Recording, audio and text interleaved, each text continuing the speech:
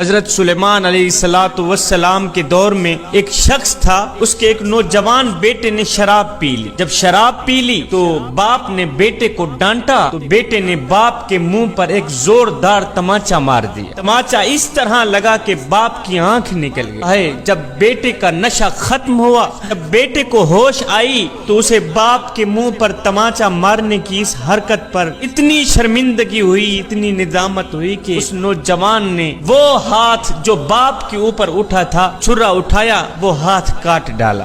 جب باپ نے بیٹے کا کٹا ہاتھ دیکھا، ایک دم پاؤں سے زمین نکل گئی، رو کر کہنے لگا، او میرے بیٹے، کاش میری ہزاریں ہوتی، ایک ایک کر کے نکل پڑتی، وہ میں برداشت کر لیتا، لیکن تیرا کٹا ہاتھ دیکھ کر میرا جگرا پھٹ گیا ہے، مجھ سے برداشت نہیں ہو رہا۔ میرے بیٹے، یہ تو نے کیا کر دیا ہے؟ تو نے اپنا ہاتھ کیوں کاٹا ہے؟ جس وقت میری آنکھ نکلی تھی، کاش کہ اسی وقت میں مر جاتا کہ مجھے میرے لال کا کٹا ہاتھ نہ دیکھنا پڑتا۔ میرے لال، یہ تو نے کیا کر دیا ہے؟ ایک چھوٹی سی باپ کی آنکھ کے پیچھے تو نے اتنا بڑا ہاتھ کاٹ دیا، تو نے تو میرا جگرا پھاڑ دیا۔ اب یہ دونوں حضرت سیدنا سلیمان علیہ السلام کی خدمت میں حاضر ہوئے۔ جب حاضر ہوئے تو اپنا سارا قصہ سنایا۔ اس کے بعد حضرت سلیمان علیہ السلام نے کیا کیا؟ بیٹے کا کٹا ہاتھ اس کی جگہ رکھ دیا اور باپ کی نکلی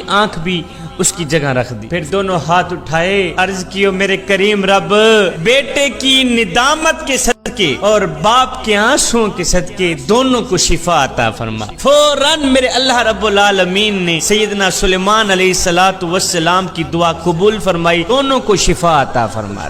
جوانو، ساری کائنات تمہیں گرانا چاہتی ہے، پوری دنیا تمہیں گرانا چاہتی ہے، جو تمہیں بڑھانا چاہتا ہے، جو تمہیں اوپر دیکھنا چاہتا ہے، وہ ہستی صرف تیرا باپ ہی ہے۔ اپنے باپ کی قدر کیا کریں، والدین کی قدر کیا کریں۔ جوانوں، اپنے والدین کو راضی کر لو۔ پوچھا گیا، حضور، اگر دنیا میں دیکھنا ہو کون جنتی ہے کون جہنمی ہے، کیسے شناخت کی جائے؟ تو میرے حضور نے فرمایا، دیکھ لو، جس شخص کے اوپر اس کے والدین راضی ہیں تو سمجھ لینا یہ جنتی ہے، اور دیکھ لو جس شخص کے اوپر اس کے والدین ناراض ہو، سمجھ لینا یہ پکا جہنمی۔ میرے حضور علیہ السلام نے فرمایا، صحابہ، کاش میری ماں زندہ ہوتی، ہے کاش میری ماں زندہ ہوتی، میں نماز میں اللہ کے حضور کھڑا ہوتا، ماں آواز دیتی ہو، بیٹے محمد، میں نماز چھوڑ کر دوڑ کر ماں کے پاس چلا جاتا اور زمانے کو بتاتا کہ ماں کی عظمت کیا ہوتی۔ صاحب، جب روٹیاں 4 ہوں، کھانے والے 5 ہوں، تب صرف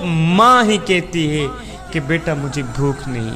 ایک نوجوان تھا، وہ اپنی ماں کو یتیم خانے چھوڑ آیا، ساتھ میں انتظامیہ کو اپنا نمبر بھی لکھ کے دے آیا کہ جب میری ماں مرنے پہ آئے تو مجھے اطلاع کر دینا، میں نے اپنی ماں کی تدفین اپنے شہر میں ہی، اپنی بستی میں ہی کرنی۔ کچھ دن گزرے، جب ماں کا وقت آخر آیا تو انتظامیہ نے فون کیا، نوجوان میاں تو نے کہا تھا کہ جب میری ماں کا وقت آخر آئے مجھے بلانا، میں نے اپنی ماں کی تدفین اپنے شہر میں ہی کرنی ہے، تیری ماں کا وقت آخر آ گیا ہے، اسے لے جا۔ اب یہ نوجوان گیا، ماں کو اٹھا کے گھر کی طرف آ ہی رہا تھا کہ ماں بول ہی پڑی، بیٹے میں تو جا رہی ہوں، میں تو مر رہی ہوں، میرے مرنے کے بعد میری ایک خواہش ہے، یہ پوری کر دیں۔ بیٹے نے کہا، جی ماما جان، کون سی خواہش ہے؟ کہا، بیٹے یہ جو یتیم خانہ ہے نا، جس کے اندر میں نے کافی دن گزارے ہیں، اس یتیم خانے کے کچھ پنکھے خراب ہیں، اگر ہو سکے تو میرے مرنے کے بعد یہ پنکھے ٹھیک کرا دینا۔ بیٹے نے کہا، ماں تو جا رہی ہے اور تو مر رہی، اب اگر میں پنکھے ٹھیک کرا بھی دوں تو تجھے کیا فائدہ ملے گا؟ ماں نے کہا، بیٹے یہ پنکھے میں اپنے لیے ٹھیک نہیں کرا رہی، میں تو تیرے لیے ٹھیک کرا رہی ہوں کہ جب تیری اولاد جوان ہوگی، جب تجھے اس یتیم خانے میں چھوڑ جائے گی، ہے بیٹا